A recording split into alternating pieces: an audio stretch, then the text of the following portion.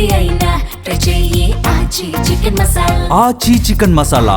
తెలంగాణ రైతులకు అదిరిపోయే శుభవార్త అందింది. రైతు భరోసా నిధులు విడుదలపై తాజాగా మంత్రి వివేక్ కీలక ప్రకటన చేశారు. ఈ నెల నుంచి రైతు భరోసా నిధుల పంపిణీ ప్రారంభించబోతున్నట్లు వెల్లడించారు.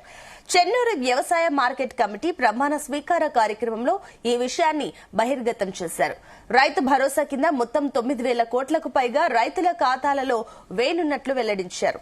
మార్చి మాసంలో తొలి విడతగా 4,500 కోట్లు విడుదల చేస్తామని తెలిపిన మంత్రి వివేక్ మిగతావి వచ్చే నెలలో రిలీజ్ చేస్తామని క్లారిటీ ఇచ్చారు.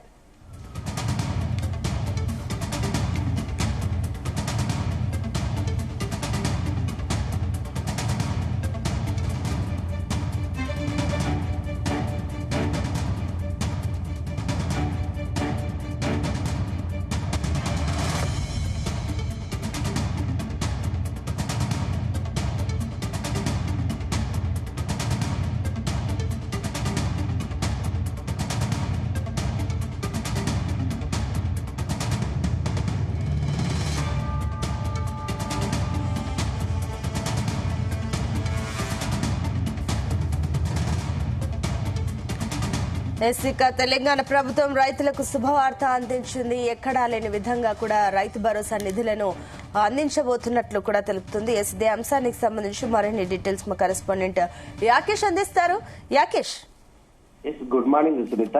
ఎంతగానో ఎదురు చూస్తున్న తెలంగాణ రైతులకు ప్రభుత్వం ఒక శుభవార్త చెప్పిందని చెప్పుకోవచ్చు. రైతు భరోసా మీద మంత్రి వివేక్ ఒక కీలక ప్రకటన అయితే చేశారు.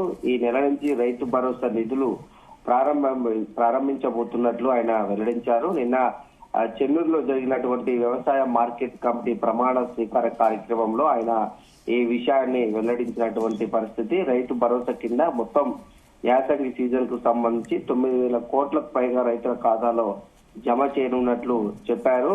మార్చి అంటే ఈ నెలలోనే ఈ నెల చివరి వరకు కూడా తొలి విడతగా 4,500 కోట్ల రూపాయలను కూడా రైతుల ఖాతాలో వేస్తామని మంత్రి వివేక్ వెల్లడించినట్టు పరిస్థితి. అయితే తెలంగాణ ప్రభుత్వం దేశంలో ఎక్కడ లేని విధంగా కూడా తెలంగాణ రైతుల కోసం పెద్ద ఎత్తున కూడా సంక్షేమం చేస్తా ఉంది. ఇప్పటికే రుణమాఫీ, రైతు భరోసా, సన్న ఓట్లకు బోనస్ లాంటి కార్యక్రమాలు చేపడతా ఉంది. రైతును ఆదుకోవడం కోసమే ప్రభుత్వం చేస్తున్నటువంటి అభివృద్ధిని ఆయన వివరించారు. ప్రధానంగా సన్న ఓట్లకు కూడా దాదాపు 90% రైతులు సన్న ఓట్లను పండిస్తున్నారు. ఈ నేపథ్యంలో వారికి కూడా క్వింటాకు 500 రూపాయల చొప్పున కూడా బోనస్ అందిస్తున్నట్లు మంత్రి చెప్పినటువంటి పరిస్థితి. అయితే ఈ మొత్తంగా చూసుకుంటే ఈ తెలంగాణ ప్రభుత్వం రైతు సంక్షేమం కోసం పెద్ద ఎత్తున కృషి చేస్తుందని చెప్పారు. ముఖ్యంగా ఈ రైతు భరోసా నిధులకు సంబంధించి గత కొంతకాలంగా కూడా ప్రభుత్వం నాన్చుతూ వస్తుంది. డిసెంబర్ లోనే ఇవ్వాల్సినటువంటి యాసంగి రైతు భరోసా నిధులను ఇప్పటి వరకు ప్రభుత్వం రైతుల ఖాతాలో జమ చేయలేదు. దాని తర్వాతకి జరిగినటువంటి పరిణామాల నేపథ్యంలో డిసెంబరు జనవరికి సంక్రాంతికి రైతుల ఖాతాలో వేద్దామని భావించినప్పటికీ కూడా అప్పటికి ఆర్బీఐ నుంచి ప్రభుత్వం సేకరించినటువంటి నిధులు రాలేదు. దాని తర్వాతకి ఎన్నికల కోడ్ వచ్చింది. స్థానిక సంస్థల ఎన్నికల కోడ్, అలాగే మున్సిపల్ ఎన్నికల కోడ్ వచ్చినటువంటి తరుణంలో రైతు భరోసా నిధులు కోడ్ నేపథ్యంలో ఇవ్వడానికి వీలు పడలేదని ప్రభుత్వ వర్గాలు చెప్తున్నాయి. ఆ నేపథ్యంలోనే ఆలస్యం చేస్తూ ప్రభుత్వం ఇప్పటి వరకు వచ్చింది. అయితే ఇప్పుడు ఆర్థిక సంవత్సరం ఈ మార్చితోటి ముగుస్తుంది. ఇప్పుడు ఈ మార్చి 31 వరకు కూడా ఆ రైతుల ఖాతాలో ఏదో ఒక సమయంలో కూడా 4,500 కోట్ల రూపాయలను రైతుల ఖాతాలో వేయనున్నట్లు సమాచారం అందుతుంది. ఆ నేపథ్యంలోనే మంత్రి కూడా కీలక ప్రకటన అయితే చేశారు. అయితే రెండో విడతకు సంబంధించి అది ఏప్రిల్ నెలలో కూడా వేస్తామని మంత్రి వివేక్ అయితే చెప్పారు. మొత్తం కూడా 9,000 కోట్ల రూపాయలను విడతల వారీగా కూడా రైతుల ఖాతాలో జమ చేసే అవకాశం అయితే కనిపిస్తా ఉంది. యాసంగి సీజన్ ముగిసిపోయింది. ఖరీఫ్ సీజన్ కూడా మే ఎండింగ్ లో, జూన్ మొదటి వారంలో కూడా ఖరీఫ్ సీజన్ ప్రారంభం అవుతుంది. అప్పటి వరకు కూడా మరొక సీజన్ వస్తున్నటువంటి తరుణంలో ఇంకా యాసంగి సీజన్ కనుక ఆలస్యం చేస్తే ఇంకా రైతుల నుంచి వ్యతిరేకత వచ్చే అవకాశం కనిపిస్తా ఉంది. ఇప్పటికే ఆ రైతుల్లో కూడా అసలు రైతు భరోసా నిధులు వస్తాయా రావా అనేది కూడా ఒక ప్రశ్నగా మారిపోయింది. రైతులు కూడా అసహనం వ్యక్తం చేస్తున్నారు. ప్రభుత్వం కూడా దీని మీద ఇన్ని రోజుల నుంచి ఒక క్లారిటీ ఇవ్వకపోయినటువంటి సందర్భంలో రైతులు ఆందోళన చెందుతున్నారు. రైతు యాసంగి సీజన్ కు సంబంధించి పెట్టుబడి పెట్టాము, కూలి ఖర్చులు పెట్టాము, అన్ని రకాలుగా ఆర్థికంగా కొంత ఇబ్బంది అయినటువంటి తరుణంలో డబ్బుల కోసం రైతులు ఎదురు చూస్తున్నటువంటి పరిస్థితి ఉంది. ఇప్పటికీ నిన్న మంత్రి వివేక్ ప్రకటించడంతో కొంత రైతుల్లో అయితే ఆనందం నెలకొందని చెప్పుకోవచ్చు. ముఖ్యంగా ఈ శాటిలైట్ సర్వే అంటూ లేకుంటే ఎక్కువ భూములు ఉన్న వాళ్లకు ఈ రైతు భరోసా ఇవ్వద్దని ప్రభుత్వం మొదటి నుంచి ఆలోచన చేస్తా ఉంది. ఆ నేపథ్యంలోనే ఇటీవల కాలంలో కూడా ఒక శాటిలైట్ సర్వే నిర్వహించారు.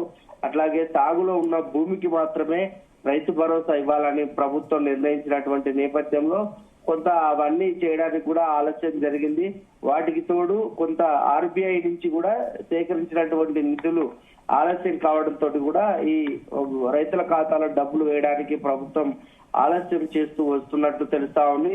ఈ నేపథ్యంలో ఇప్పుడు వివేక్ ప్రకటించడంతో రైతుల్లో కొంత ఆనందం అయితే నెలకొందని చెప్పుకోవచ్చు. మొత్తానికి రైతు భరోసా నిధుల మీద అయితే ప్రభుత్వం ఒక క్లారిటీ తోటి ఉందని చెప్పుకోవచ్చు. ఇక ఈ రైతు భరోసా నిధులకు సంబంధించి ప్రతిపక్షాలు కూడా ప్రభుత్వాన్ని పెద్ద ఎత్తున విమర్శిస్తున్నాయి. 3 నెలలు 4 నెలలు గడిచినా కూడా రైతుల ఖాతాలో డబ్బులు వేయకపోవడంతో అటు బీఆర్ఎస్ ప్రధానంగా ప్రభుత్వం మీద విమర్శలు గుప్పిస్తా ఉంది. రైతు సంక్షేమం అని చెప్పుకుంటున్నటువంటి బీఆర్ఎస్ కాంగ్రెస్ ప్రభుత్వం దానికి ఎందుకు ఆ విధంగా ముందుకు పోతుందని బీఆర్ఎస్ అయితే విమర్శిస్తున్నటువంటి పరిస్థితి రాష్ట్రంలో కనిపిస్తా ఉంది. ఈ రైతు భరోసా నిధులకు సంబంధించి పెద్ద ఎత్తున కూడా నిధులు సమీకరించడం కొంత ప్రభుత్వానికి సవాల్ కూడా మారింది. ఇప్పటికే ఆర్థిక లోటు ఉన్నటువంటి క్రమంలో ఈ అంటే 2 సీజన్లకు సంబంధించి నిధులను సమీకరించుకోవాలంటే మళ్ళీ అప్పులు తెచ్చుకోవాల్సినటువంటి పరిస్థితి ప్రభుత్వానికి ఉంది. ఆ క్రమంలోనే ఈ రైతు భరోసా కూడా ఆలస్యం అవుతూ వస్తుంది.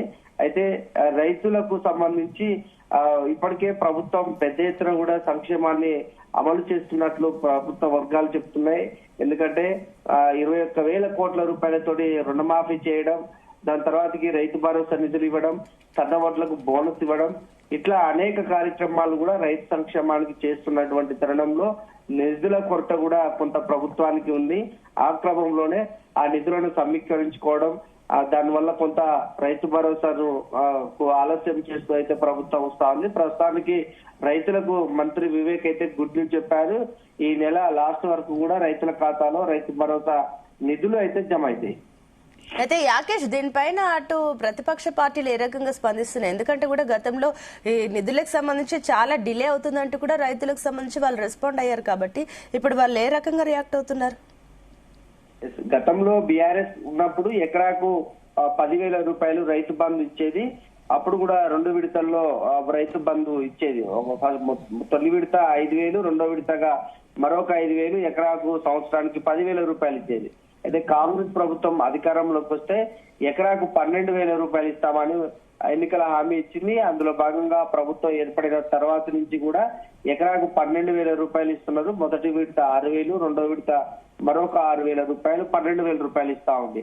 అయితే ఇది అంతకంటే ముందు రైతులకు ఇచ్చినటువంటి ప్రధానటువంటి హామీని రైతు రుణమాఫీ చేస్తామని చెప్పింది. ఆ క్రమంలోనే దాదాపు 21,000 కోట్ల రూపాయలను కూడా రైతులకు రుణమాఫీ ప్రభుత్వం చేసి ఆ నిధులు రైతులకు ఒక్కసారి అంటే విడతల వారీగా చేసినప్పటికీ కూడా అది పెద్ద ఎత్తున కూడా ఆర్థిక భారం ప్రభుత్వం మీద పడింది. 21,000 కోట్ల రూపాయలను సేకరించి రైతుల ఖాతాలు వేసినటువంటి తరుణంలో కొంత ఆర్థికంగా ఇబ్బంది అవుతూ వస్తుంది. ఆ క్రమంలోనే దాని తర్వాతకి సంవత్సరానికి 2 విడతలుగా రైతు భరోసా ఇవ్వడం, దాని తర్వాతకి ప్రభుత్వ హామీలో భాగంగా రైతులకు క్వింటాకు 500 రూపాయలు సన్న ఓట్లకు బోనస్ ఇవ్వడం, ఇట్లా ఇస్తూ వస్తున్నటువంటి తరుణంలో కొంత ఆర్థిక లోటు అనేది ప్రభుత్వానికి ఏర్పడింది. ఆ క్రమంలోనే యాసంగిలో ఇవ్వాల్సినటువంటి ప్రస్తుతం రైతు భరోసాను కొంత ఆలస్యం చేస్తా ఉంది. ఇప్పుడు ఎప్పుడో డిసెంబర్ లో ఇవ్వాల్సినటువంటి రైతు భరోసాను ప్రస్తుతం ఇప్పుడు మార్చి చివరి వారం వరకు ఇస్తామని ప్రభుత్వం చెప్తా ఉంది. అయితే ఇది ఆలస్యం జరుగుతున్నటువంటి తరుణంలో ప్రధాన ప్రతిపక్షం బీఆర్ఎస్ ఒకటే విమర్శలు చేస్తా ఉంది. గతంలో బీఆర్ఎస్ హయాంలో రైతు సంక్షేమాన్ని ఏ కార్యక్రమాలు పక్కకు పెట్టైనా కూడా రైతు సంక్షేమం కోసం నిధులు కేటాయించాము.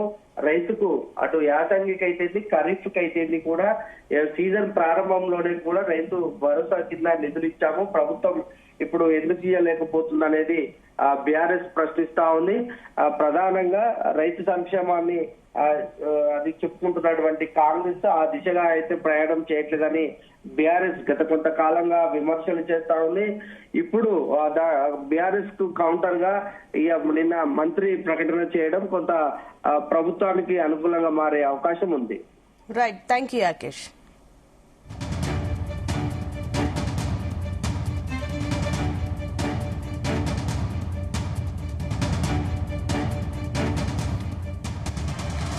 దేశంలో ఎక్కడా లేని విధంగా తెలంగాణ ప్రజల కోసం సన్న బియ్యం పంపిణీ చేస్తున్నామని గుర్తు చేశారు. సన్న వడ్లు పండించి 90% రైతులకు బోనస్ కూడా అందిస్తున్నట్లు వివరించారు.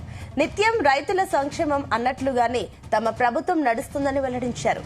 కొత్తగా ఏర్పాటైన వ్యవసాయ మార్కెట్ పాలకవర్గం రైతన్నల కోసం కృషి చేయాలని తెలిపారు.